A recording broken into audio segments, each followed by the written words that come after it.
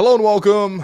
I'm your host, Wim Lu. You're listening to the Raptors Reaction Podcast, presented by Betway. For all your sports betting activities, hit the QR code that you see here on the screen or follow the link you see to the description of this episode. Raptors win again, 106-82.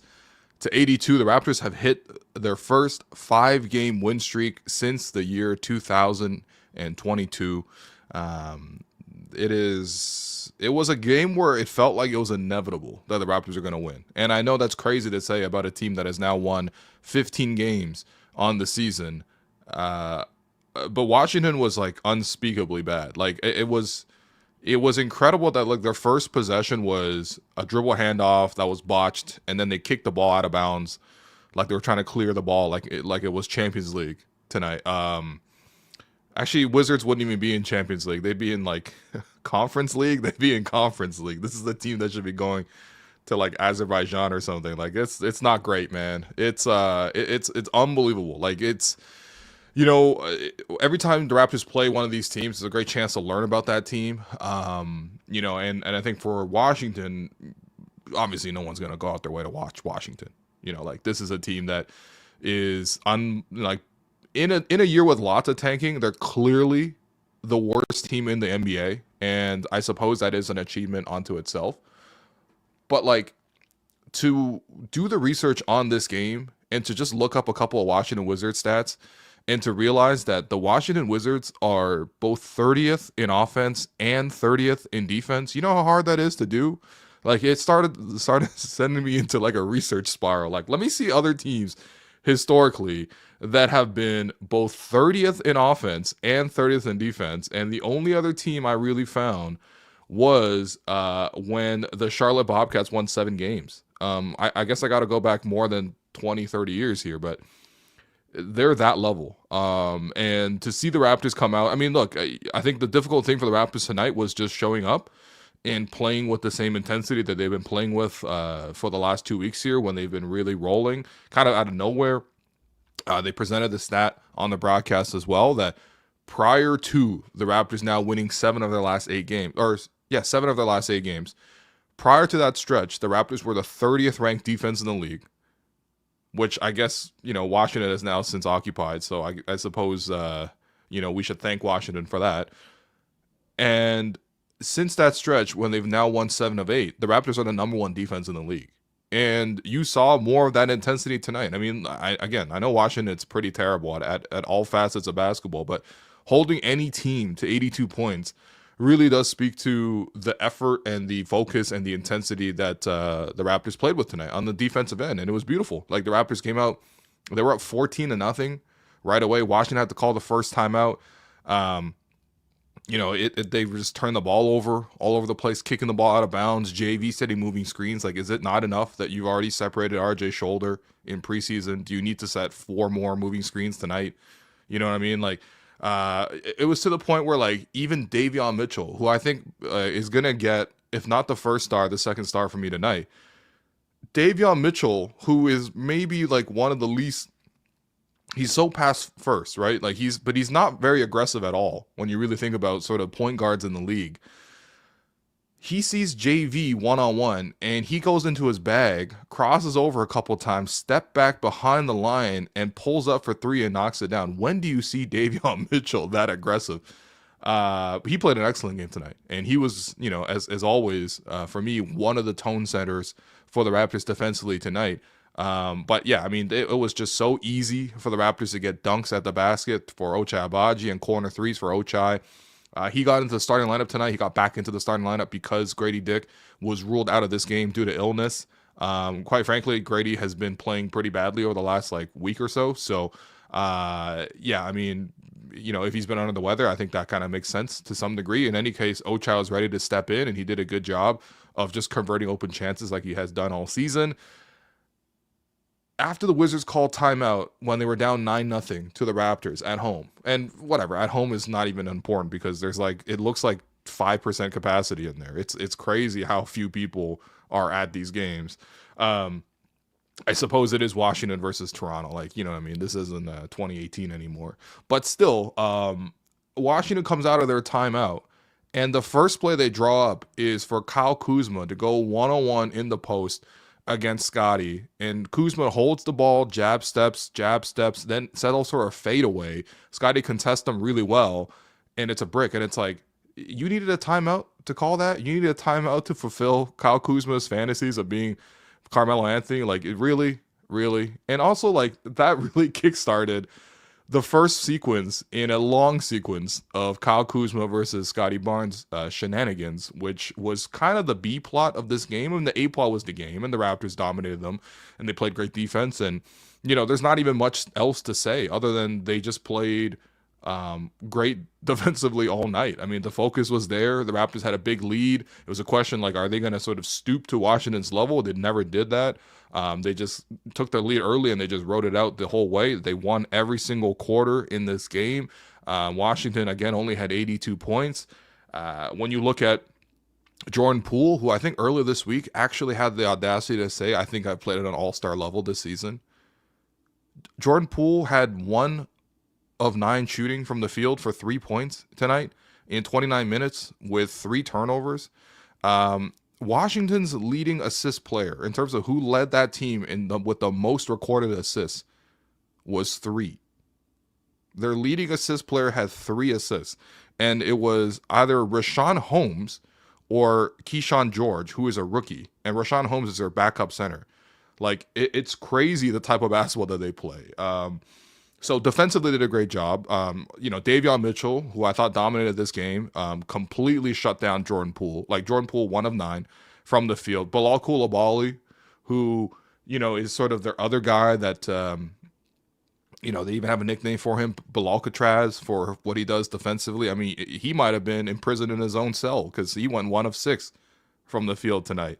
Jonas Valanciunas, aside from him just, like, being a bouncer, like, this guy plays more like Jason Kelsey than he does like a basketball player at this point, just like physically shoving people around and, setting moving screens and stuff and looking like he's probably the most swole player in the NBA at this point. Like, at this point, he's basically Nikola Pekovic. Shouts to Nikola Pekovic from back in the day. Like, he's basically playing like that. He's moving people around, but 1 of 4 for a JV as well. Barely ever gets the ball because there's no ball movement. Like, it was to the point where, because the broadcast is pretty vanilla. Like, there are the official broadcasts, they can't necessarily slander the teams like we can right here. But, like, you had Alvin Williams actively saying on the broadcast, yo, can I get a refund for coming to this game? Like, and honestly, that's how it should have been, man. Like, this was terrible basketball from the Wizards. So, yeah, Raptors, dominated from start to finish. Ball movement was good. We had 8 players for the Raptors finish with double-digit scoring or more. That's always a good sign. Raptors didn't even shoot the ball that great, 11 of 31 from 3. But ultimately, the ball movement was really strong. They forced a lot of turnovers. Washington had 25 turnovers. I think, they just played, a really fun, relaxing, easy game. I mean, towards the end of the game, you got guys like Orlando Robinson taking pull-up threes, and you got guys like Garrett Temple on the court and diving for balls and stuff. And it was just that easy of a night. In terms of entertainment, because that's all I got for analysis is that the Raptors obviously are way better than the Wizards. In terms of entertainment, lots of entertainment in this game. At one point, Darko Rajakovic sprinted onto the floor because a scuffle was breaking out between R.J. Barrett and I believe Rashawn Holmes, maybe Bub Carrington. I can't even remember because the broadcast panned away from it. So they went to commercial, and the last thing you saw was Darko, like, sprinting onto the court like it was a WWE wrestler. After the timeout, it was basically RJ and some random Wizard, like, started bumping each other. They got offsetting technicals, like, no big deal. I love that Darko sprinted in, though. It was full speed sprint for Darko. I hope the hamstrings are okay. He did say he had a knee injury recently. Because that's how bad the injury crisis got for the Raptors at one point, that Darko got injured. Their coach. In terms of entertainment, lots of Kyle Kuzma content in this one. Kuzma, who probably played the best basketball for them tonight. I mean, it's between him and Corey Kispert, I gotta say. But Kyle Kuzma at one point got bumped, was falling full speed out of bounds, thinking that he'll get the call, ends up throwing up a shot anyway, and he ends up shooting from way behind the baseline. He had jumped over the baseline, so he didn't step out of bounds. He jumped out of the baseline, and then he shot one across the grain, across his momentum, and he shot it over the backboard, and it swished. No call. So it was just a beautiful shot. But Kyle Kuzma was doing that. He was trying to beef with Scottie Barnes the whole night, which was very funny to see. It's not like Kuzma's that bad. Like, he has some ability, especially as a scorer. I mean, he's always had that since coming into the league as a rookie with the Lakers. But also, like, what are you doing? What are you doing? The amount of times you saw Kyle Kuzma and Jordan Poole try to jump through the lane like they're Vince Carter and throw up circus layups was incredible. They hit none of them. Like, they weren't even fouled on many of these. It was truly a sight to see. Kuzma trying to beef with Scottie. Yeah, that was fun for a little bit. I mean, something had to happen, and I guess that's what happened. Start of the second quarter, I felt like that's when it really started. He made that shot over the backboard, like I said. Then he's trying to guard Scottie Barnes because Scottie got called for a defensive foul pressuring on Kuzma, even though on the replay it clearly showed that Kuzma like lifted his leg to like get separation off of Scottie, which is a foul. But they called a foul on Scottie. Next play down is because they're already getting chippy. Scottie's posting up against Kuzma, and Kuzma pulls off a shameless flop. Like, it's just like, ugh, like, you know what I mean? He just like comical, really. Once again, what is this, Champions League? But he flops. There is absolutely no reaction from the referee. They're like, yep, just keep going. And Scottie just ends up like, okay, I'm 5 feet from the rim. I'm just going to toss up a jump hook now. And it gets goaltended, but whatever. It was going to go in anyway. It was just such a needless and shameless flop. Then you saw Scottie try to go at Kyle Kuzma quite a bit in this game. And that's when he got into his bag a little bit. A couple of nice crossovers into mid-range pull-ups for Scottie. Scottie's been doing a lot of that mid-range shooting of late. We've covered it on this show, and he's also gone on NBA TV to talk about it. More than anything else, he's been showing it on the court. It's just very, very funny to watch this sort of back and forth. And Kuzma, you know, like, credit to him. Like, I guess if you want to call that competitiveness, I will grant you that in generous fashion. But quite frankly, it looked like he was just trying to give himself some reason to sort of be out there tonight. Yeah, like I mentioned, there was a play where Scottie put his head into Kuzma, and Kuzma lifted his knee. That got called as a foul. Then the next play down, Scottie presses up on Kuzma and gets an easy offensive foul call on a moving screen.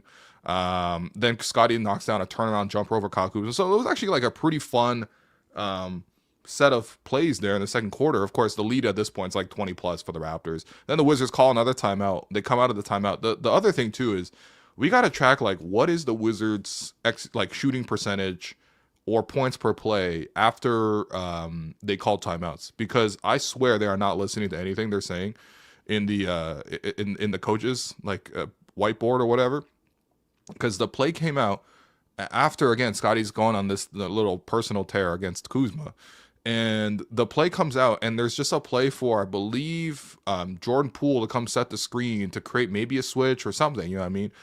And he just full-on grabs RJ Barrett for no reason, and it's a turnover. And it's like the most unforced turnover you've ever seen, especially come out of the timeout. Like, it's at this point, I stopped taking notes. There was nothing else to say. I mean, Davion had a couple of good stretches there, playing pick and roll with Jakob. Cross court pass to Ochai Agbaji in transition. That was really nice for three. Then he bullies Jordan Poole on the drive, and Jordan Poole falls over. Davion just walks straight to the rim for a layup. It was kind of really, really easy tonight. And again, by the fourth quarter, you're seeing third stringers for the Raptors, and you're seeing Orlando Robinson. Like, I mean, he got the second 10-day so congrats to him. But I mean, he's emptying the clip, man. Orlando Robinson, 8 shots tonight in 21 minutes as the backup center, and a lot of these were like he's calling it. He's putting a hand up in the post. He's even occasionally getting it from his teammates, and he's actually putting guys under the basket and scoring at the rim. I mean, it wasn't the most graceful 8 shots, but he did get to 10 points on the night. He was one of 8 scores on the night with double digits. Yeah, I mean, just so easy. It's just so easy. And like, the thing with Washington is, okay, you understand what they're doing, right? They're tanking. They're gonna pivot towards some trades. I mean, there's already some veterans that they don't play, right? Like, how many people, for example, know that Malcolm Brogdon plays for the Wizards? That's another revelation. that you'll find when you watch these games. You look at the roster, you're like Malcolm Brogdon. Oh, I remember him. With Indiana back in the day and Milwaukee. He came up through Milwaukee and Boston obviously as well. And then he's in Washington now. Okay, cool. He doesn't really play. Waiting to get traded. Basically, that's their version of Bruce Brown. Another $23 million expiring that they can use to facilitate a trade or whatever. But yeah, like the thing is, you don't actually get the best odds if you're the worst team. You can just be any of the 3 worst teams in the NBA and have the exact same odds. So there's actually no incentive to be this bad. I mean, like, obviously the Washington Wizards are going to be one of those bottom 3 teams. I mean, they're definitely the bottom 1 team, barring some sort of miraculous comeback for them. But my point is that there actually isn't any extra incentive. Like back in the day when you were the worst team in the NBA, you had the best odds, and the worst team had slightly better odds than the second worst team, and then the third worst team, and so on and so forth. So there actually was incentive to be the worst team. That is no longer the case. Like Washington is just this bad on purpose, and I don't know what to say. Like it's actually, I don't want to get like it's all bad for basketball or whatever, but like it's on par with the process level Sixers for just how bad it is. So that's all I really have to say from the game. I salute the Raptors for being professional in this one. I salute Scottie Barnes for, because Scottie likes a little bit like, he likes a little shenanigans as well. Like we saw him pause on the dunk, for example, and just like look at, Kuzma, who I think was involved in that play before he dunked it. Like he likes to troll. We know that with Scottie. We've seen him his whole career. But he did not, like, he's just played good basketball versus what Kyle Kuzma was doing, which was just like a whole lot of nonsense. So even that for me is like a bit of like, he resisted the temptation, because you could easily get into some sort of like weird mano-a-mano thing with a clown, but like you don't want to be dragged to that level. And also Scottie's done a great job setting the tone for the whole team. So, if he starts doing that, then all of a sudden the team starts losing momentum. Like, the Raptors are clearly in a good space right now. So that's really all I had to say. We're going to take a quick break because we are going to hear from some of our sponsors. And then also, more importantly, we want to get to your questions. And then after that, we're going to bring in co-host Alex Wong, because we want to talk about all the trade rumors that have been going around with the Toronto Raptors. So this is all you can really say about this game. And let's pivot to trade rumors. So let's take a quick break, come back with that. Hey, man. Hey, buddy. Just recently hit the big 4-0. What about you, bro? A little more recently 4-0, but we are both in the 40 club. Let me tell you, man, being an adult really comes with its share of challenges. Definitely. I think both you and I are homeowners, and I think we're both also dealing with mortgages in life. Yeah, man. Mortgage rates, choosing the right terms, dealing with paperwork. It can be really overwhelming, I still don't know how that works. Well, listen. That's where our friends at Dominion Lending Centers come in, man. They make the whole process simple and stress-free. Whether you're renewing your mortgage, hunting for the best rates, or if you just need advice, they're here to help, bro. You know what? I am looking for that advice, and I think that's why I'm going to visit www.dominionlending.ca. Yeah, man. www.dominionlending.ca. Take the guesswork out of your mortgage and step into financial confidence with our friends at Dominion Lending by our side. All right. It is time now for the Tangerine Fan Inbox. And yeah, Tangerine is the official bank of the Hello and Welcome podcast, the official bank of the Toronto Raptors, foundational partner of WNBA Canada and the NBA Canada. And of course, they're not just fans of basketball. They're fans of basketball. They're fans of fans who have their own nickname for each guy in the starting 5. They're fans of fans who have, the ability to recreate every player's layup package. For all sitting on their couch. And if you're hearing this, there's no doubt in your commitment. Fans like you are at the heart of what makes this game great. So this year, for the Raptors' 30th season, Tangerine is turning the spotlight from the court to the stands, celebrating the way Raptor fans support their team. Because this is how we fan. To learn more, visit tangerine.ca/basketball. What's going on, Alex? What's going on, bro? We're going to pull him up? Oh, okay. He's not even going to come up stage for the questions? It's crazy. What up, dog? Congrats on spending 19 minutes talking about this game tonight. Yeah. It's not an easy thing to do, I know that's more time than you spent watching this game tonight. Yeah, no, but every season, whether the Raps are good or not, there's like 6 games on the schedule that are just going to be really tough no matter what.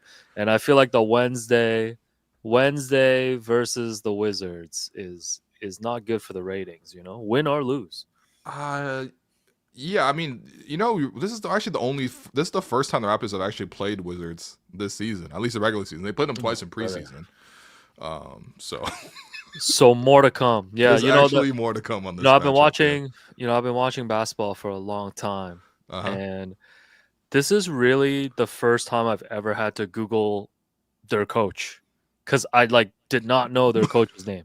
Yeah. Like usually, even if I'm not following the teams, the coaches. Yeah, for Like sure. assistants get hired, all these people get hired. It's all good. Yeah. Yeah, but for this one, I had to look up my guy Brian Keefe. So Brian Keefe couldn't tell you a single thing about Brian Keefe. You could tell me he came from the James Borrego coaching tree. You could tell me anything. I'll buy it from you. I didn't know he had a tree, man. I thought he was a branch. Yeah, they're just planting the seeds right now, man. Yeah, Brian Keefe has the most NHL sounding name for a head coach ever. Brian Keefe should be coaching the Pittsburgh Penguins. Yeah, player coach for the Nashville Predators. Right, yeah. Brian Keefe led the Hartford Whalers to a 102-point season in the 1980s. That's his name. Well, the coach, who did he replace? Wes Unseld Jr.? Yes, that's right. Yeah, wow. Yeah, good old. Wow, look at you, ball knower. Good old WUJ over there. Junior. Woj. Let's try Not Woj, but Woj. How about we go? Let's see how far back we can go. Who was before Junior? Who was before Junior? Yeah, was this Scott Brooks? No, Brooks coached when Westbrook was there, right? Yeah, Westbrook wasn't there that long ago. I actually don't think. I think it might have been Scott Brooks, man. Yeah. And then before Scott Brooks, it was Randy Whitman. And then before Randy Whitman, man, I don't know, honestly. Yeah, you'd actually have to go back a little bit. Yeah. Damn, what are we talking about, man? Oh, my bad. You wanted the questions, right? Hold on. Well, we are taking questions from fans, so if you Wes Unseld Jr. Before that was Scott Brooks. Good call. Randy Whitman. Mm-hmm. Before that, R.I.P. Flip Saunders. Flip Saunders, right? Of course, I remember Flip. There's a person called Ed Tapscott who was interim. No way! Wait, say that name again. Ed Tapscott. Yeah, is that 3 names? 71 games. Yeah. Reginald's like, what the fuck are we talking about here? Shouts to Reginald always. So yeah, you keep it real in there, man. Eddie Jordan, Doug Collins, Leonard Hamilton, who coached Scottie Barnes. Okay, word. Yeah, okay. Daryl Walker. All right, that's enough. Daryl Walker. Was 2000. Yes. Yeah. Whoa. All right. Glenn Sama said Ed Tapscott's a regular at Moe's Tavern. Ed Tapscott was the first line center for Brian Keefe. Man. Yeah. If you're waiting for us to talk about Raptors trade rumors, stay in line. That's right. We are going to talk trade rumors because just give us 3 minutes. Right? It is impossible to talk Raptors Wizards. Yeah. Man. I'm sorry, bro. First question: is it crazy to want Davion Mitchell in the starting lineup going forward?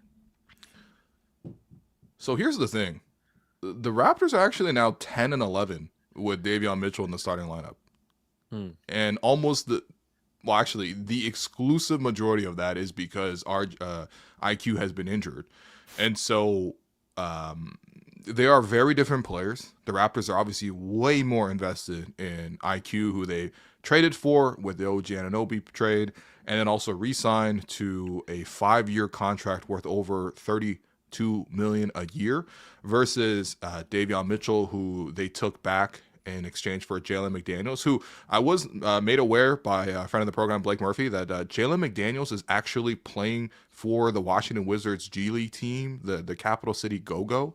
He is? He actually, he's averaging 11 points on 40% shooting off the bench right now, which is crazy. Did the Kings just wave him? Yeah, the Kings were like, we're good, man. Oh, damn. Yeah, right. we're good in the West. Good. We're good in the West. We don't need Jalen McDaniels. De'Aaron Fox wants out now? What? He's like, we shouldn't have waived Jalen McDaniels and dumped Sasha Vezenkov. Damn. But yeah, we got Davion Mitchell in that trade, and I think it's obviously already a win just based on the picks that they got in that trade alone. But I think we are kind of sleeping on the fact that Davion does change the game a lot defensively. He is the self-proclaimed best defender in the league by his own admission. And you might gotta chill a little bit, but also at the same time, I actually like that he has absolutely zero chill. When you watch this guy play, He is in the guy's jersey. When does he ever get beat off the dribble? He's always in front of his guy. And like you can bank on 2 or 3 times a game that he'll like either flop or exaggerate into a moving screen.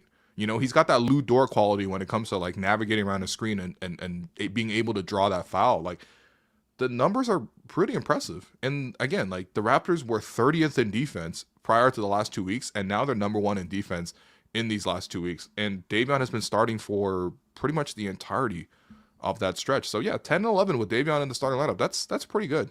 I wasn't expecting to have this conversation, to be honest. Yeah, I'm gonna need to see those opponents that they've beaten. You know what? I have the page right here because I actually knew this question was going to come up. So I had the records pulled up. Davion Mitchell's 10 wins. So obviously tonight against the Wizards, the 2 games that we were down in Atlanta for, the Pelicans game that the Raptors just won, the Boston game, which he actually did a really good job defensively in that one as well, guarding Jaylen Brown. The Warriors game where they won by 3 points, he was guarding Steph Curry in that one. In the Indiana game, this is back in November. He did a good job in that game as well. I think Tyrese Halliburton had a tough night offensively. The game where Vince Carter got his jersey retired, the infamous, the meme of him crying and shaking his hands, elite meme, by the way. He won. The Raptors won that game as well in OT.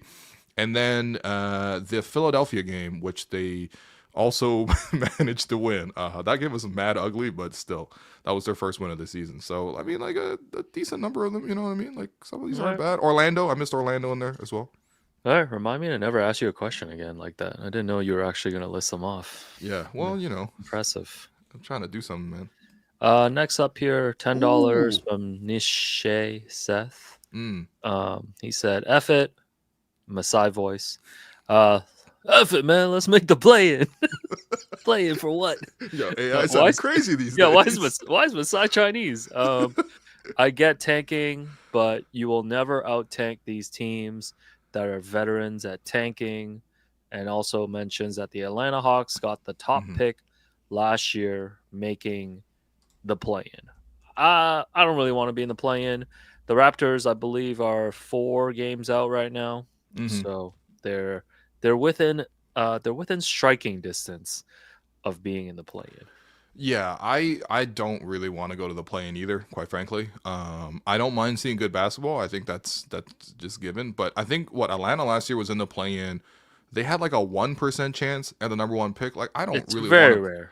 I'm not gonna push all in on a 1% chance at the number 1 pick. I'd actually honestly rather still see the Raptors continue to develop players, give them more minutes to the younger guys, and if they lose along the way, then that's kind of sort of how it should be.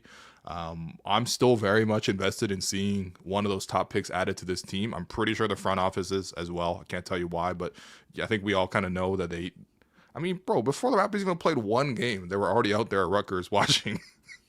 You know what I mean? Like, Raps didn't even have their home opener. Like, yeah, let's go to New Jersey. Damn, man, they didn't even wait for the Raptor mascot to crack out of the egg on opening night. Nah, man, they were like, come we're on, good. Man. There's rules to this, man. No, they say we're good in the ACC, man. They're out here scouting before they even play a game to start the 30th anniversary.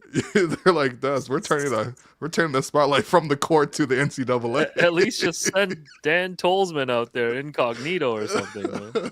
Wrap Tolzman and name another scout. Put them in a trench coat together or something, man. Yeah. No play-in though. No. But also at the same time, like, the most important thing for this season, in addition to getting a lottery balls, is seeing Scottie Barnes take this leap. Seeing the maturity. You wrote a great piece about it over in Toronto Life magazine, cover story as well. Yeah, man. Yeah. You know what I mean? So and you had a lot of great tidbits in there about sort of like what's gone into the growth of Scottie, both as a player, but also as a person and maturing in this stretch. I feel like people are seeing that. I feel like people are seeing bits and pieces of that. No, for sure. And I think he's making a conscious effort of it. No, I'm with you. I mean, just look at the standings right now. I mean, the Raptors now have 15 wins, and they are now ahead of Brooklyn, who hit turbo on that tanking. Oh yeah, like the last month. So I think Brooklyn is going to end up finishing worse than us. I think you'd agree with that. I don't even know if they're winning another 5 games this season. So that's one. Washington for sure. Bro, I Washington mean, is they're on pace yeah. for less than 10 wins. Yeah, so that's 2 teams. Charlotte, they lost Brandon Miller for the season. LaMelo Ball like hurt his ankle Yeah, backpedaling. LaMelo Ball backpedaling on the court or driving out of the arena, one of those. We're 3 games up on them, so I think they're gonna finish ahead of us in the tank as well. So that's 3. Mm-hmm. Do you see us? I mean, Utah's at 10 wins. That's 4, Oh, brother. and then it's New Orleans, who I Right. feel like New Orleans. They really gonna be this trash the rest of the season? Nah, I think they probably finish ahead of the Raps, but it might be close. Yeah, so that That's would be close. 4 teams. So you would put the Raptors probably out of the top 3, Okay, which is the best odds. sure. And you're looking at them finishing, I think, 5th. I would say. Okay, if 4th you're or finish 5th. if you're finishing 5th, you still have a 10.5% chance on the number 1 pick. Versus Right. if you're one of the bottom 3 teams, you have a 14% chance. So we're really only talking about 3.5% chance difference. I mean, I think there are some fans, and rightfully so, who would prefer to just take the full 14 whatever percent. Well, you'd have to lose like, well, how many games are Raptors have? Like 30 games? Well, Like you 35 can't even games? you can't You'd afford a have to go, 5-game. like 2-33 Yeah. or something. You Yeah. can't afford a 5-game win streak like they have right now. Like Yeah. a 5-game win streak right here kind of knocks them out already. So Yeah, for sure. By the way, do you remember who was on the Raptors the last time the Raptors won 5 straight? Another surprise quiz for you. oh my god, was that in the same? Was that in the same season, the 2022 season? 2021, No, this is the 2022 season. This is the return to Toronto season. This is the return to Toronto season. Yes, exactly. Oh man, was this like I guess later on in the year? It was Like later on close in to the year. playoffs. Yeah, it was March 16th, 2022. The Raptors beat the LA Clippers 103-100. The Clippers started Marcus Morris, Reggie Jackson, your boy Nicholas Batum, Amir Yeah. Coffey, and Ivica Zubac. They had Isaiah Hartenstein back then. He didn't know that he was going to make $30 million a year Damn. coming up soon. Robert Covington was still playing for them. What happened to him, man? But yeah, who was actually there were 9 players who suited up for Nick Nurse that night in this Yeah. 3-point win, Wow. including Nick Scottie Nurse- Barnes, who's the only guy Nick who Nurse still went remaining. 9. What was this exhibition? I was gonna say, man. Fred, Pascal, Fred Pascal, yep. Scottie, Scottie, of course. OG, OG did not play in this one. He Okay. must have been injured. Yeah. Precious. Precious came off the bench for 26 minutes. Yep, pretty good. Yeah, Pretty good Gary. game. Gary was the other starter. Well, there's actually one more starter beyond Gary as well, because there's only 4 of the 5 starters. A big? Yeah, it's all big. Who the hell did we start as bigs back then? Coloco? No, this is before Coloco, man. I don't know. Yeah. Mr. Representing We the North, Oh my God, KB, KB. Kem Birch. And we're not talking Kobe. Did Thaddy Young play? Thad Young played, man. Yeah. Another is, Raptor who's still on the team right now, by the way. No, you're gonna have to tell me. What do you mean, man? Someone who's, French, Chris Boucher. Oh Chris yeah, Boucher okay, was yeah, still Chris. here. Yeah, shouts to Chris. And Nice then the last lineup. player, you will never get this. Yeah.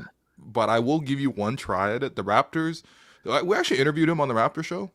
I guess I interviewed him on the Raptor I show. mean, we interviewed everyone, man. We did interview every player. That's just but the worst hit ever. there was one time where you and I went upstairs to the secret meeting room that we would take meetings in at OMP. And Jeff Down Jr. No, way off. Okay. No. But we called this guy's agent to get more details on this guy. Oh, this 3-point shooter Yes. homie came from Houston or lit up Houston or something Yep, in the yep, preseason. Yep. Yo, what's his name? Give me his initials or something. AB. And we're Oh, not yo, talking why Aaron am I- Brooks. Yeah, I just thought of Aaron Brooks, man. Yo, I can't think of his name. I'm hiding the chat so I don't see it if they spoil Nobody it. in the chat even knows this, man. There's no way. I can't get it, man. You gotta tell me. I'm gonna be so mad.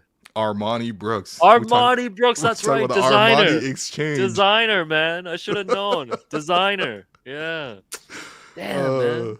Yeah, yeah. damn. We So- really needed 3-point shooting back then.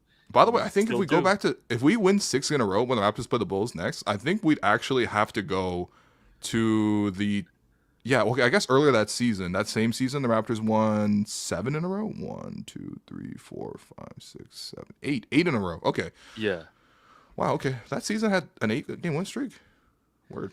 Yeah, that was a good season, man. Yeah. Yeah, if the Raps beat the Bulls on Friday, and then I guess that would be 6 in a row, like you mentioned. Then it would be Clippers on Sunday. Well, we're not beating the Clippers, man. Come I on, mean, bro. come on, man. The We way the we're North. playing right now We is the great. North, bro. Okay. All right. Do you want them to beat the Clippers? I mean, apparently, no, but like apparently, I did promise. I think before the season, if the Raps were to ever win 7 in a row, I would bring my faux hawk back. So Okay, can you if show the people Raps, what you have right now? I prefer not to. If Your hair is perfectly fine. if the Raptors, so Okay.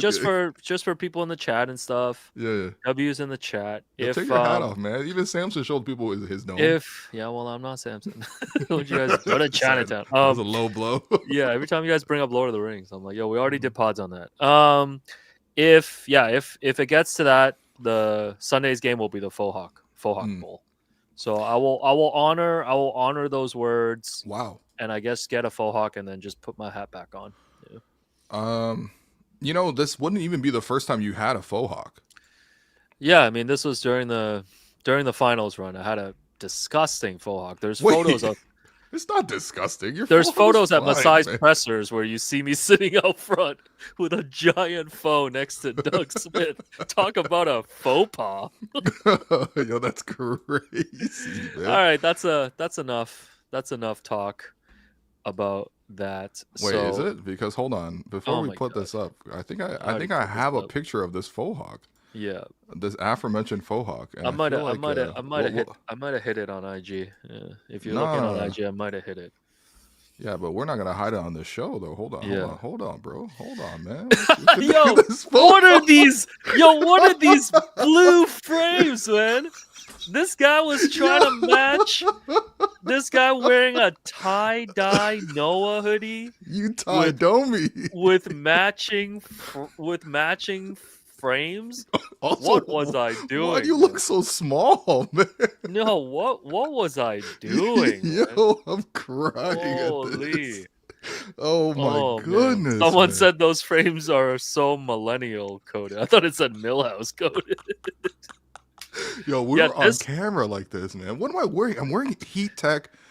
I'm wearing a Heat Tech turtleneck with an H&M sweater over the top. Yo, I'm not gonna lie. This got to be 2 weeks out from the pandemic too, man.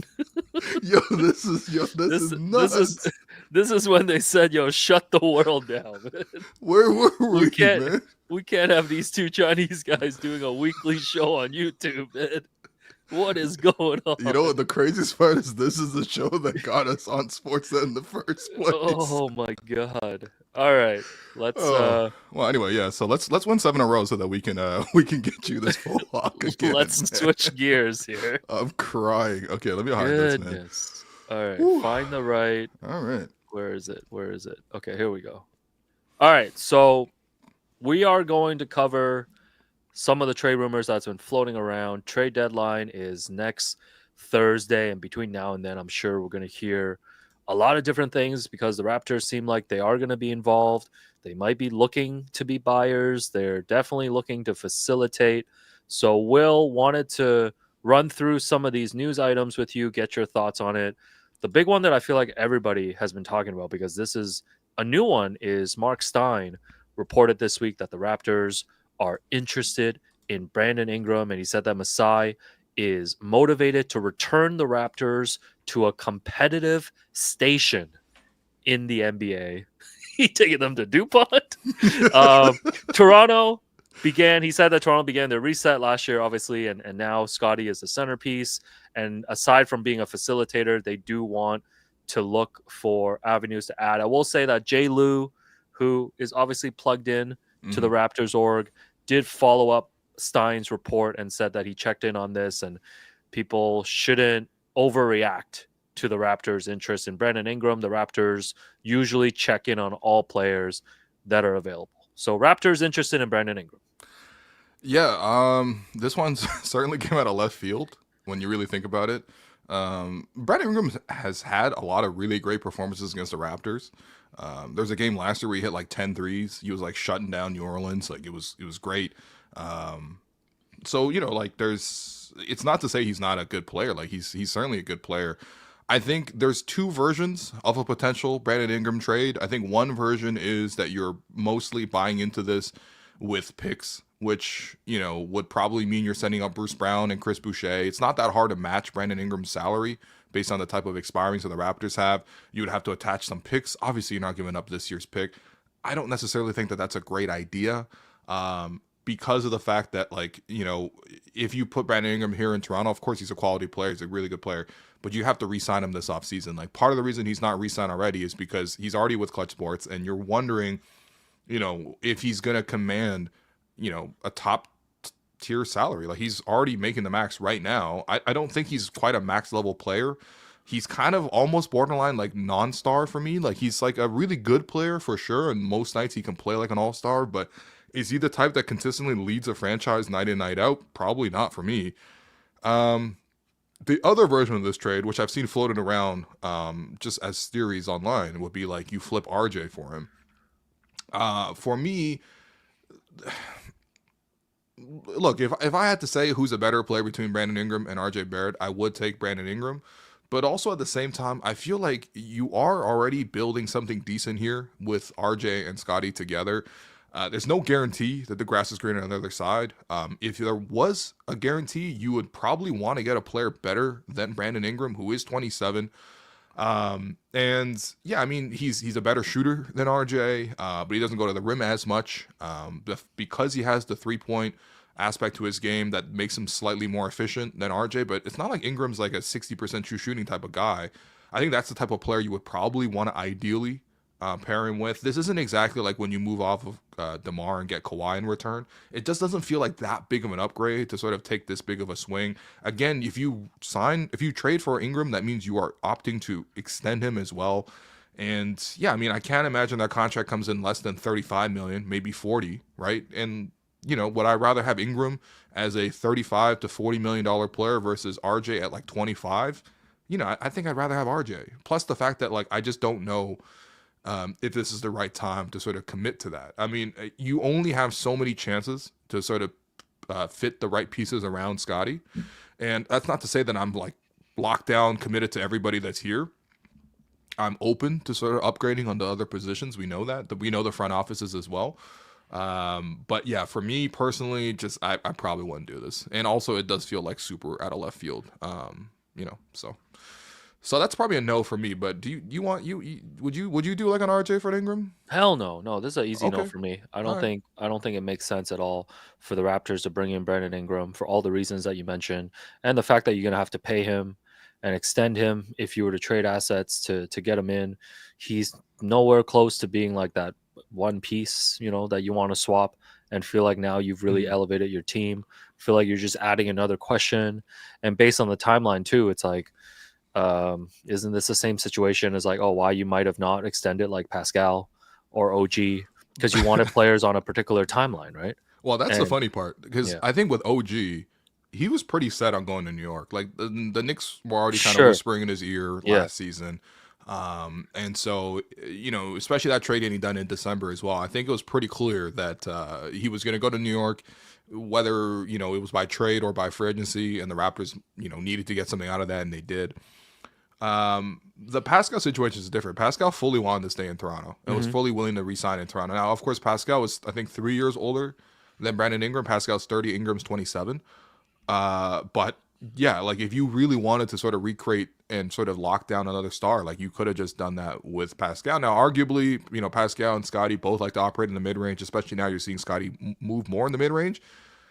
But let me tell you who likes to go in the mid-range, man. Brandon Ingram loves that mid-range. Now, he's great at it, no doubt, but is your number 1 and 2 options going to be Scottie in the mid-range and then Ingram in the mid-range? That doesn't really make a lot of sense to me. So, honestly, I'm kind of passing on this. Yeah. I mean, the other question for you that I would pose to you, Jerome, turn on the TikTok cameras, is would you trade this upcoming first round pick, knowing that it's probably going to fall maybe like 5 to 7, let's say? Would you trade that for Zion? Oh, man. David Griffin picks up the phone, calls you. You work out a framework of this. Right. He's what's like, going yo, on, Albert Bredeman lookalike? yeah, he's like, yo, just give me that first rounder. What's going on, Get Kevin you James? Zion.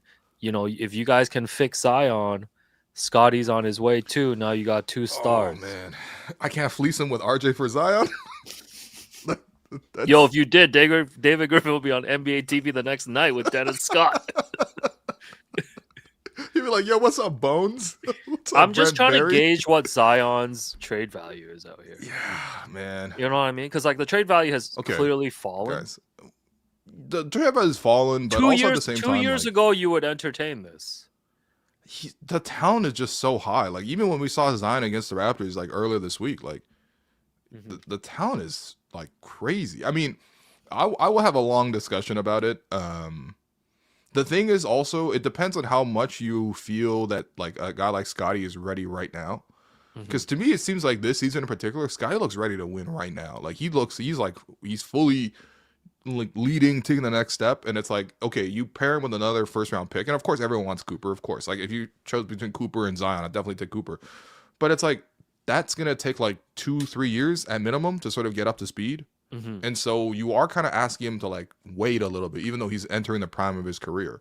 Versus, I mean, the Zion thing is like, man, the risk is just so high. I know, but I don't think it's a straight up no, you know? Yeah. This is like a different level of risk than when they took on Kawhi. Like this is a different type of risk, I guess. Yeah.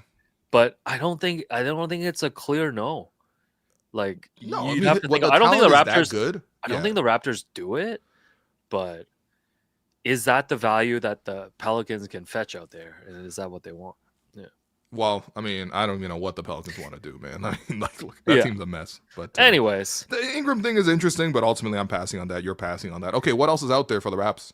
Per Michael Grange, the Raptors remain committed to rebuilding around Scottie.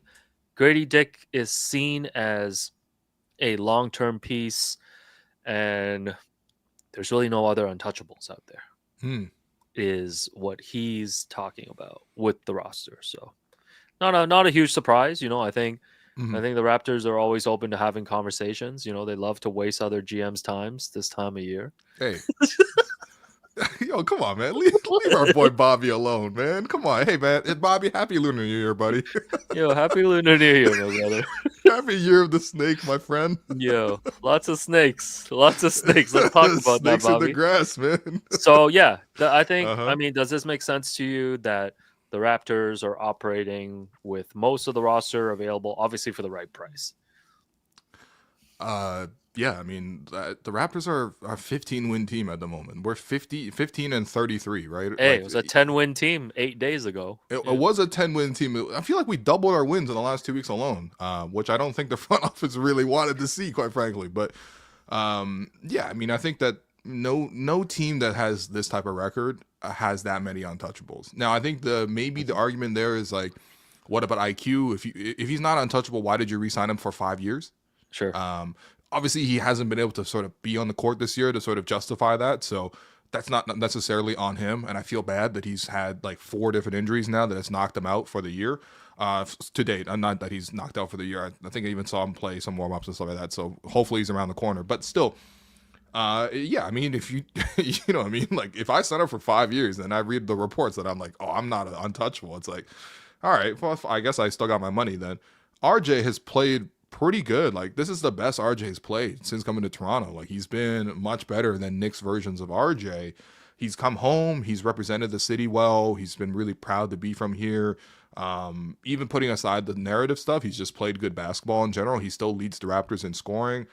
Doesn't get pushed for All-Star, which by the way, like first off, it's free to get pushed for All-Star. Second of all, I don't really know any team that doesn't push their leading scorer for All-Star, but that's a separate issue. But then you see a report like this, and it's like, okay, all right, Grady's ahead of me. It's like, all right, you know what, Grady's clearly on the way up, right? Like he got named to the Rising Stars game. He deserves that. He's been a really promising player, but also at the same time, like, are you like fully sold on Grady as a long-term starter? I think for me, it's like defensively, he's got to continue to show me a higher level. Offensively, I like his game a lot. We're actually able to interview Grady, and we'll have an upcoming piece about that sometime in the future, maybe after Norm drops. I don't know. We'll see. Who knows? But still, like offensively, I like Grady a lot. But defensively, like that's a concern. Like how much can you win at the highest level when you have a weak point in the starting lineup like that? But yeah, I mean, like if you were to list untouchables on the Raptors, obviously Scottie, everyone knows that. But like beyond that, Yeah, no, I get it. I think. And I get the Raptors thinking in terms of like Grady and RJ too. Like Grady's on his rookie deal. As well as good as RJ has played, you're probably going to run up to a point, maybe even next season, Mhm. of having to start making a decision on whether he's part of the long term, or if you're going to be looking to extend him for maybe even more money to lock him in. But yeah, I don't imagine RJ to be on the move. Like I don't feel like there's like a huge trade market There right isn't a now huge trying to trade go market. after Even with him RJ playing better, I Barrett. don't think like his reputation in the league is still like you have a lagging reputation. He reminds me of like when Wiggins finally had that really good playoff run with the Warriors, to the Yeah, point where people stopped talking about his contract as a negative. right. I think that's where RJ is at right now. Yeah, but then as soon as that championship was won and Wiggins re-signed his Mhm. deal, how many hypothetical trades have you seen Wiggins' contract been thrown into? Like Lauri Right. Markkanen, Paul George, Jimmy Butler now. Like that will all involve Wiggins. So, you know what I mean? Like he's certainly not untouchable, even despite that. But I agree with you. Like it's kind of similar to that style of reputation. It's like,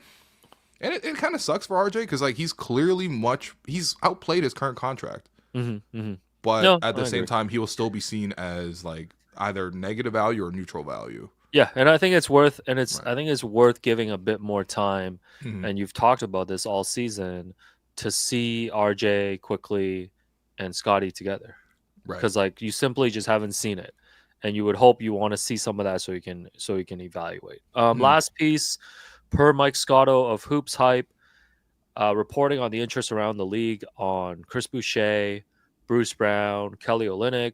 Bruce Brown mostly mentioned as potentially, again, Raptors facilitating one of these 11-team deals that will finally send Jimmy Butler out of South Beach, so we can Right. so this national nightmare can all end and we can stop cringing at all his content. Although there are teams hopeful that Bruce Brown doesn't get traded and just gets bought out, That's not hits gonna the happen. buyout market. That ain't gonna So happen. He's too see what good for that. happens. See what He's too happens. good for that. Bobby, end your Lunar New Year dinner. Get to work. Um, Put down the patois fork, my friend. Put that pineapple bun down. There's nothing in this red pocket, man. You've hit the second apron. Yeah, Kelly, he's out there available. But the market around Chris Boucher, especially, he's been playing a lot better. There are several teams reportedly interested in him: the Denver Nuggets, the Los Angeles Clippers, and the New York Knicks. So a lot of contenders going after Chris. He's making $10.8 million this year on an expiring. Yeah. Right? Yeah. First off, I actually, more than anything else, I'm actually really happy for Chris because he's really earned this. Yeah. I don't think he's ever really necessarily in his career been like the target of trade rumors like this. And I think it's a testament to how much work he's actually put in to developing as a player, to growing as a player. I mean, we've seen over the last month with the Raptors actually winning games, how important Chris has been to some of those wins. Like he got them started with that fourth quarter against Golden State. He's had some huge performances. He did really well against Cleveland as well. This is just kind of like, he was huge in Atlanta as well too. He's established his value. I think the thing that's appealing with Chris is the contract. It's expiring. It's $10.8 million. You got bird rights on that if you want to re-sign him. Bird rights. Yeah, you get his bird rights. You know what I mean? The three teams mentioned here, I looked into it a little bit in terms of like, what the Nuggets could potentially give up, what the Knicks could give up, what the Clippers could give up. Hit me with these offers, man. Let's go. So with the Knicks, they don't I'm- actually have that many spare piece salaries that they can sort of put into a deal like this. For me, it kind of looks like probably a Mitchell Robinson type of deal. Okay. Where the Raptors get Mitchell Robinson Man, back. him and IQ gonna hit that injury list hard. Damn. Yeah, they're like, oh yeah, we just have every outbound Nick basically. But yeah, he makes $14 million this year. Raptors Okay, can take so on we got extra M salary. Rob. We say we waive O Rob. Yeah, And we get M Rob. we upgrade from Orlando to Mitchell. Okay, we got M Rob. He also makes $12.8 million next season, and like obviously Not a when he's bad deal. Healthy. it's not a bad deal if healthy. Yeah. But he only played 31 games last season, and he's yet Right. to play basketball this season. Yeah. With the Knicks. Very injury prone. Very injury prone. More than very injury prone at this point. Like it would honestly, I feel like you would need to take picks just to get off that salary right now, even though he's a quality player. Now the Knicks do have some second round picks that they can give up because a lot of their first round picks have been expended now, trading for Mikal Bridges, which famously cost 5. 5 firsts. But if it was Mitchell Robinson plus a 2025 Pistons second round pick and a 2026 Detroit / Milwaukee / Orlando, least favorable of those picks, is that something you would do for Chris? This is something I would think about. I think you've reached a point where if you're not looking to extend Chris in the summer, like sign him to a new deal, then there's no point in hanging on to him at the trade deadline. So if you are getting some draft assets back and you're going to get Mitchell Robinson, who I guess right away looks like a piece that you could flip next year. I mean, if healthy, though. Yeah, if healthy. Yeah. But this is the big question. Like, I think before Chris started playing really well during this stretch, under the Darko Rajakovic era, he has often been the odd man out. Sure. So if he's being looked at as the odd man out moving forward and you're not looking to re-sign him, then this deal is something that I would be interested in. It's kind of like a better than nothing type of deal, but quite frankly, like the Pistons second round pick, it felt really nice when the Raptors got it last year in the OG trade because it was like the Pistons were guaranteed to be the worst team in the league, so you knew that was going to be the 31st pick. This time around, Pistons second round pick is probably in the 40s, right? Yeah, we need Monty Williams back, man. Come earn your contract, brother. Oh man, Monty Williams is chilling right now, man. He's chilling, reading the Bible. And then the following pick that I mentioned here will be Detroit / Milwaukee / Orlando, the least favorable of the three. So that's likely either a late 40s pick, maybe even an early 50th, pick. So it's not that much. And then you also have to take on Mitchell Robinson. I don't mind taking a flyer there, I guess, to see if like Alex McKechnie can work his magic. But we're also talking about a man with broken bones. So like it's a tough one. I probably ultimately pass. I like the Clippers trades potentially better. The Clippers, for example, have PJ Tucker expiring. No, is he at SneakerCon right now? Yo, he's basically Joe LaPuma at this point, man. PJ Tucker gonna come back and hoop in Kanye Red Octobers for the 15 and 51 Raptors. Do you think he wears different shoes courtside to games? He probably does. Actually, I haven't even seen him courtside at games. Oh man. Okay, so PJ Tucker, which by the way, who I believe would be bought out immediately or instantly. Like he wouldn't even come close to finding his passport when it comes to coming back to bought Toronto. out. Okay, so PJ Tucker. What else are you offering? Lawrence? What else is Lawrence Frank offering over here? Here's the thing: the Clippers don't have like picks at all. Like if you go to the real GM page, why? Because they gave it all up for Paul George. Yeah, every pick is going to OKC, and first and second round picks are all gone for them. Like you would have to wait. I think they till don't like got no third rounders. No, you got to go like 2030. Like legit, you got to go to 2030. I don't even know if the world will make it to 2030 at this rate. So no picks coming. Yeah. Okay. All right. What else? What else can we So get? maybe you take one of their prospects, I suppose. The thing is, they don't really have that many sexy prospects either. So like that's kind of a nothing burger. The other option, potentially, you can get Terrence Mann. I wouldn't mind Terrence. This is like a straight salary dump almost for the Clippers. Do you think they would give up Terrence Mann?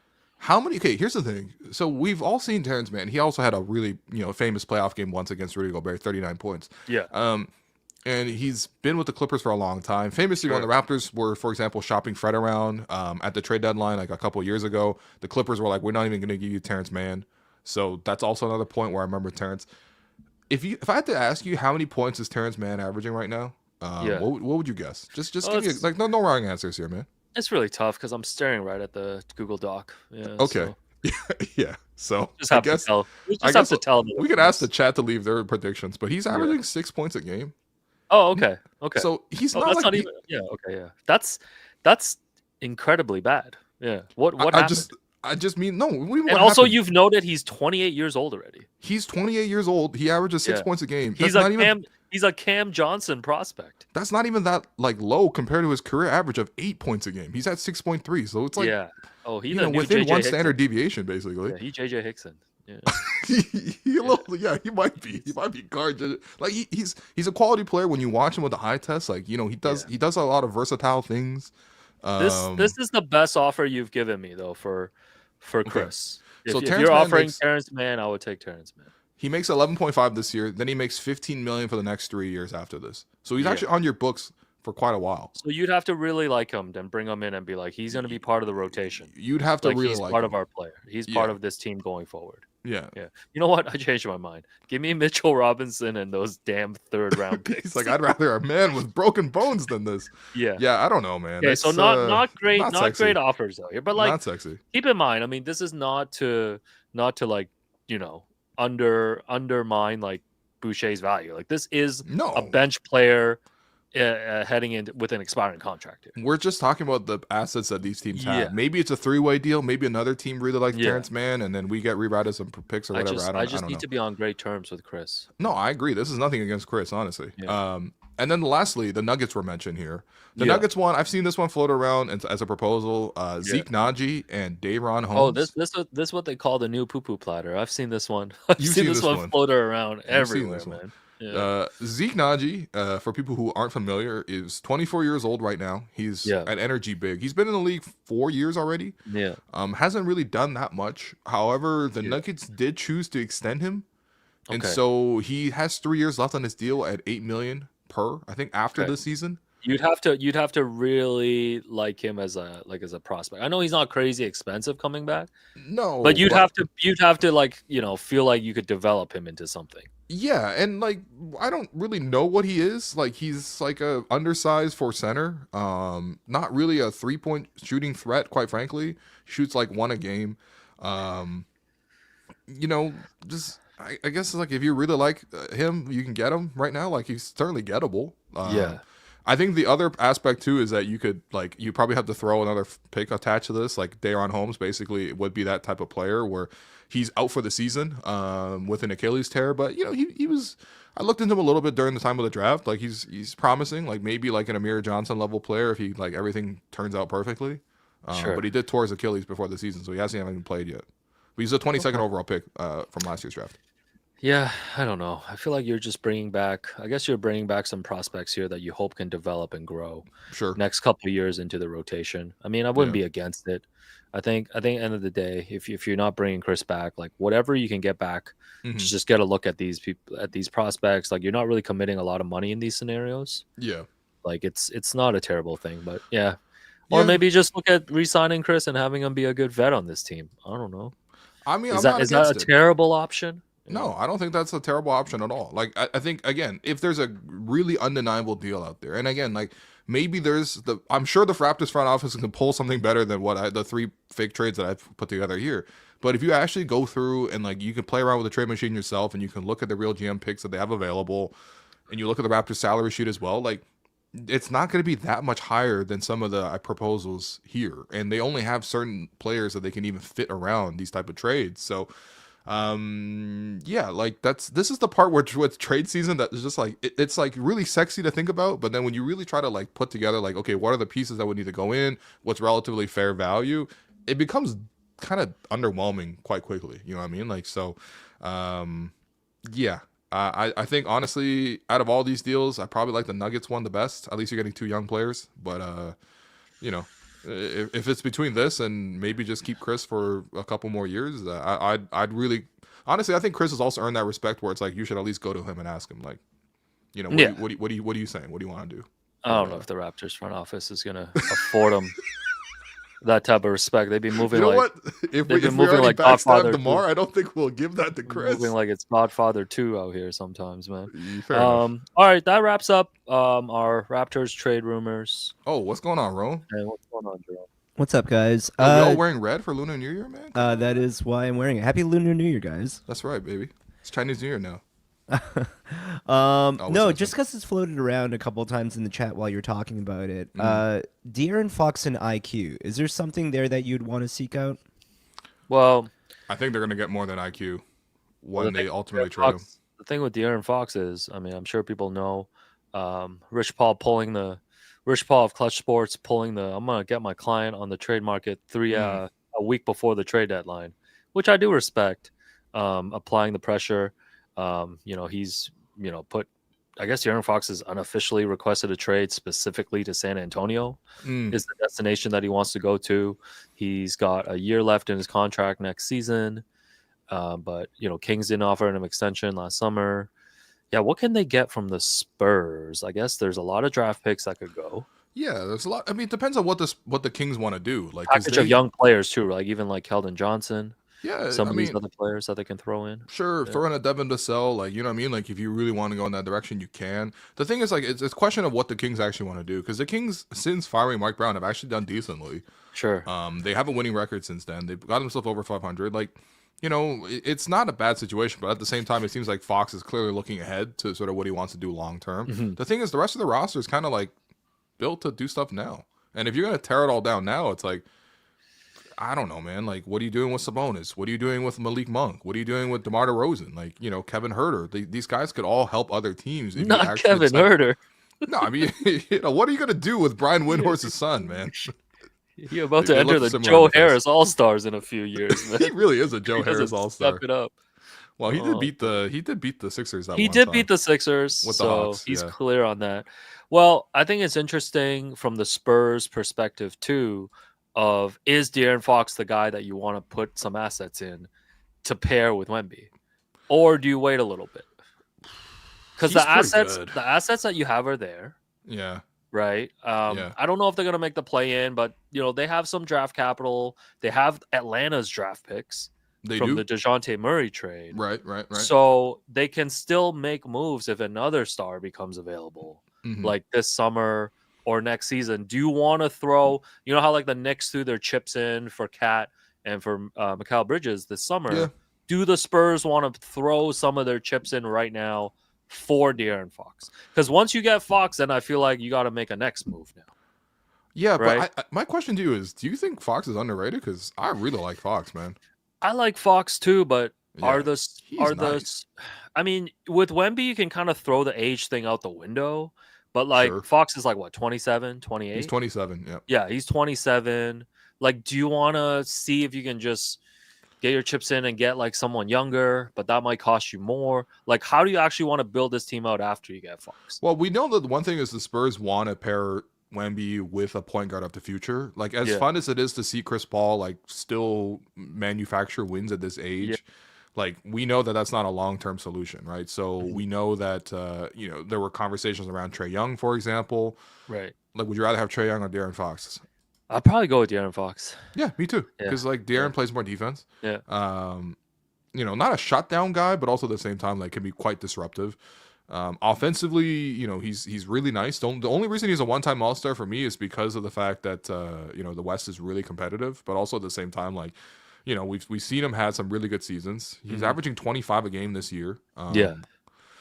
He's developed a 3-point shot to now he's a volume 3-point shooter too. Like, one clutch player. Didn't he win clutch player? Did he win clutch player? I think he did. Him and DeMar Yeah. won back-to-back years. Yeah. That's CPOY. why they're calling them the Clutch Brothers over in Sacramento. Oh yeah. Well, they're the clutchest 2 wins above 500 team you've ever seen. The Beam Brothers. Not the beat. No, I still see DeMar DeRozan taking game-winning shots over there still. So, Yeah. I don't know, man. Wong Shadamas, Spurs, man. Throw some assets, get Zion and oh Wemby, my goodness. and then throw some more assets this summer because Yeah. the Phoenix Suns need to replenish and get KD, and let's The- go. They might have enough assets to do something like that. Yeah, imagine their starting front court: KD, Zion, and Wemby. Yeah, we got the actual Monstars lining up, man. Somehow Chris Paul's their point guard. Yeah, CP is still running point. And then they should just have the oldest backcourt ever. Like, who's a 40-year-old shooting guard? Get Eric Gordon in there. Yeah, Eric Gordon is so funny, man. How is he still starting, man? Oh, man. Anyways, Nurse, what are you doing over there? to the original question, like, Yeah. I think that it's been telegraphed where he wants to go, Sure, yeah. and I don't think the Raptors are going to be involved in that.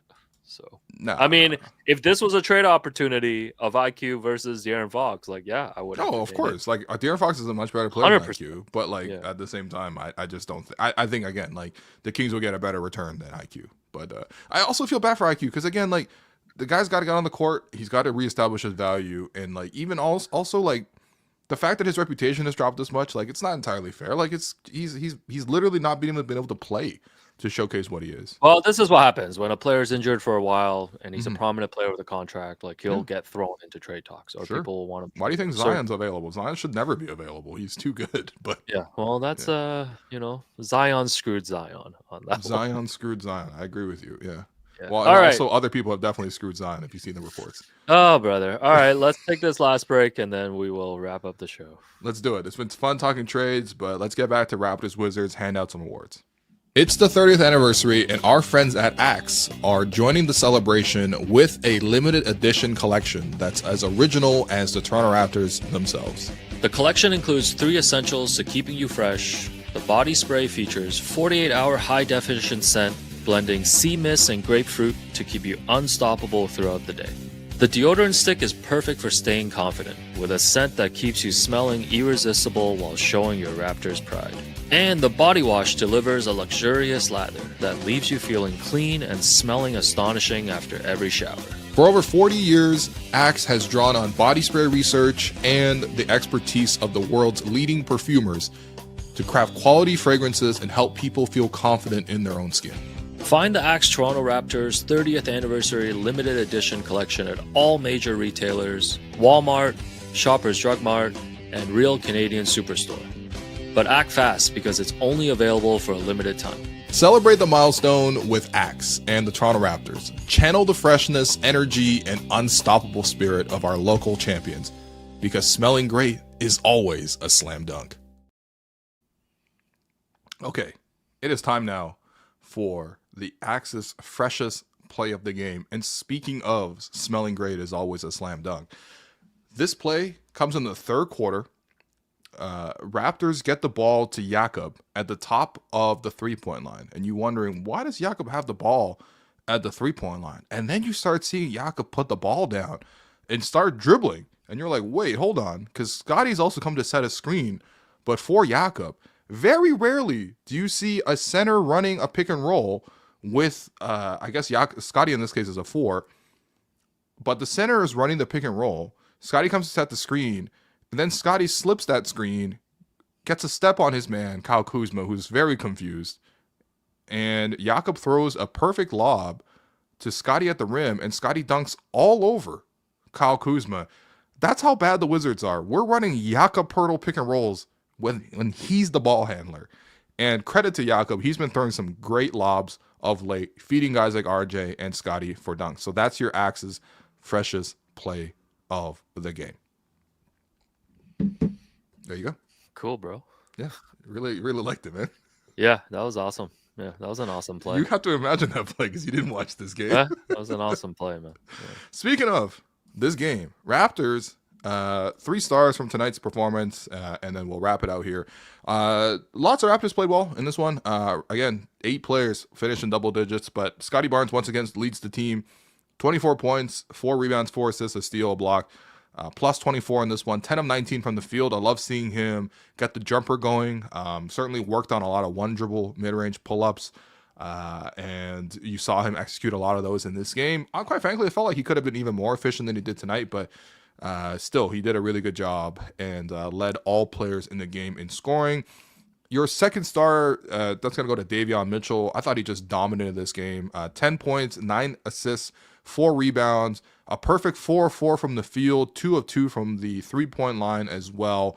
Did a great job playing pressure defense, held Jordan Poole to 3 points on 1 of 9 shooting, forced a bunch of turnovers as well. Did a great job of setting up the offense and just set the tone for the whole team when it comes to the defensive end of the floor. So big shouts to Davion, who, again, the Raptors are 10 and 19 with Davion, or 10 and 11 with Davion in the starting lineup. That's very, very surprising, quite frankly, and it's a huge credit to him. And then your third star, you can go a couple places with this. I think I'm ultimately going to go with Bruce Brown. Bruce Brown gave the Raptors a nice boost again. 10 points, 4 rebounds, 2 assists, 3 steals, a block. Did a great job playing pressure defense. Generated a little bit of offense for the Raptors. Played well on and off the ball. Basically, him and RJ kind of played each other to an even tonight. I would even say Bruce played a little better than RJ. But yeah, Bruce has been huge off the bench recently, and he's one of the big factors behind why the Raptors are suddenly winning all of a sudden. Your Gerald Henderson Award winner for who randomly torched the Raps. I mean, it's got to go to Kyle Kuzma simply for that crazy over the backboard shot. Like, he shot that thing like he was Kobe. But yeah, I mean, I don't know. Kyle Kuzma, I mean, he wouldn't look out of place in a pickup game, but like ultimately in organized NBA basketball, it looks crazy what he's doing. But good for him. He had an okay night of 19 points and 7 of 14 shooting, and 1 circus shot. And then finally, man, there's no more most important player. No, man, finally. The Washington Wizards are 6-40 on the season. They've lost their 15th in a row tonight. Right now, they're over under Mm. on Betway. What is their over under? 13 and a half 13 wins. and a half. Oh Yeah. my god. I had to double Yeah. check to see if that was correct. It is correct.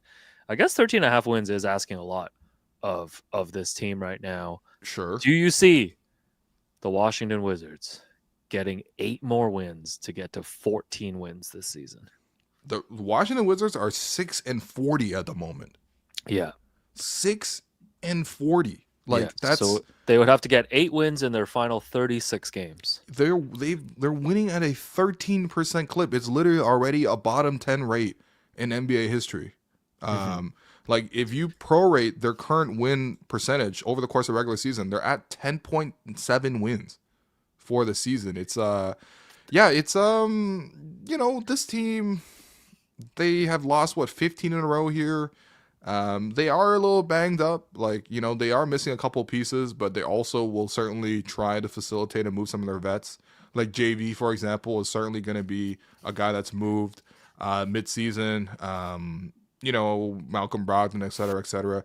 The only thing that makes me worried about this is the fact that there isn't that incentive to be the clear-cut worst team in the NBA because the bottom 3 all get the same odds. So whether you're winning 10 games or you're winning 15 games, you're pretty much going to have the same odds. So I could see Washington maybe putting something together, but again, like this team is doing historic stuff. They're 30th in offensive rating and 30th in defensive rating. Like it's really hard to do that. This would be a hilarious just like bet to follow, just because you'd have to tap in and watch the Wizards as they approach like 10 wins. So on Betway right now, over 13 and a half wins is 1.90. If you like the under, it's 1.80 for under 13 and a half wins. I can't believe I'm saying that about an NBA team. Make sure you hit the QR code below and check out all your basketball betting odds on Betway. There you go. Well, this has been fun. I think someone I saw in the chat was, what did someone ask, man? Someone asked, how did this pod go over an hour? Yeah. How did this pod go over an hour, man? What did we do today? It's a question we ask all the time. Yeah. Well, we did a pod within a pod. We did do a pod within a pod, man. Speaking of pod within a pod. Nah, not this again. Not the graphic. Oh man. There's worse ones, man. If you guys want some bad faux hawk photos, we'll find a couple more for you guys. Oh yeah. So you're really gonna double down. You're gonna stand 10 toes down, as they say, on your promise to go get a faux hawk if the Raptors win 7 in a row here. Which, by the way, the Raptors have won 5 games and counting. Yeah, that's not a problem. Yeah, I'm happy to do it. Yo, bro, why do you let your life be determined like this? I mean, I'm just gonna put a hat on. Like, I'm really? I'm not gonna like go around with a faux hawk. Okay.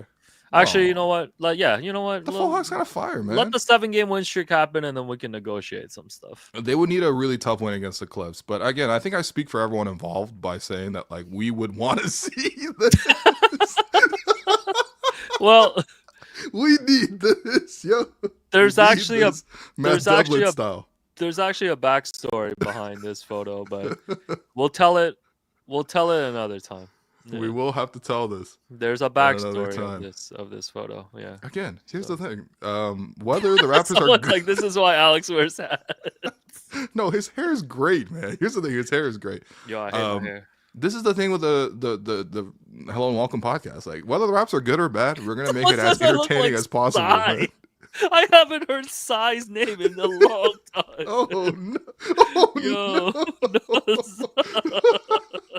Yo, you Sion Williams. Oh god, we got Shion Williamson and Sion Williams. Oh my god! Someone said I look like an investor in WeWork. Yo, were you going to EY with that haircut, man? Nah, bro, it's 2019, man. EY. Oh yeah, I got some EY photos for you guys too. Oh my god. Anyway, my point is, we'll do our best no matter what. That's the thing. So, thanks to all of you for watching. If you enjoyed this, leave a like, leave a comment in the chat. Would you do any of these trades that we mentioned? Do you think the Wizards are going to break an all-time record for losses? Because they're honestly on pace for that. And yeah, did you actually enjoy Raptors Wizards, because we want to hear from you. Leave some W's in the chat. Big thanks to everyone for watching on YouTube and on X, the cursed platform that is X.com. You guys have certainly brought a lot of energy. I love seeing your questions. And again, we're going to be going live after almost every game. So we will be seeing you once again when the Raptors play on Friday. And yeah, in the meantime, thanks everyone for listening. For myself, Will, my co-host Alex Wong, for producer Jerome Chang, this has been the Hello and Welcome podcast presented by Betway. We'll see you later. Oh, and happy Chinese New Year, by the way.